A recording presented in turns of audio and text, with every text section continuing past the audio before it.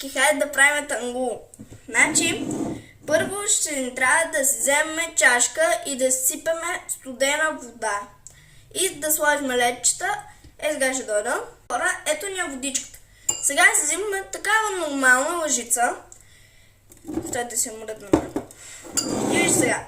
Взимаме си 5 лъжици захар. Стойте. Даже по-маничко ще ползвам. Ето така.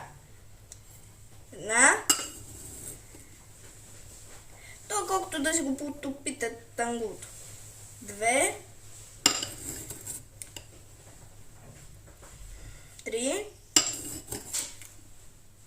4. И тук 5. Сега затваряме капачето. Изгумахме. И ето толкова. Сега пак се ползваме същата лъжичка. И трябва 2 куски с вода да сложим. И сега идвам. И така, хора, върнах се. Ето така трябва да изглежда. Нещо като сиропче. И сега да си го разбъркаме. И сега, само да взема камерата, и сега идвам. Хора, вече сме стъня в микроволновата. Сега го пускаме на 2. И ако не се е разтопило, ще го пусна пак да се сгрее и ще ви покажа като свърши таймера на двойката. Чао! Сега идвам. Аз през това време ще си нарежа бананчето. Аз ще ползвам банан, киви, ябълка и мандарина. Сега идвам. Хора, ето ни го. Сместа разтопена.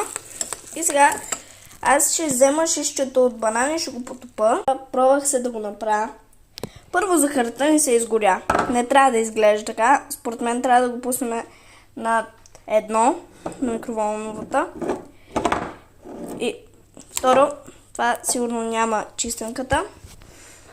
И вижте, то буквално не се получи с киви, нито с мандарината. Не, мандарината леко се получи, но като цяло не се получи. Според мен, ако трябва специална захар, добре, пишете ми в коментарите дали го правя грешно или ми кажете някакъв друг начин. Чао, и това беше от мен.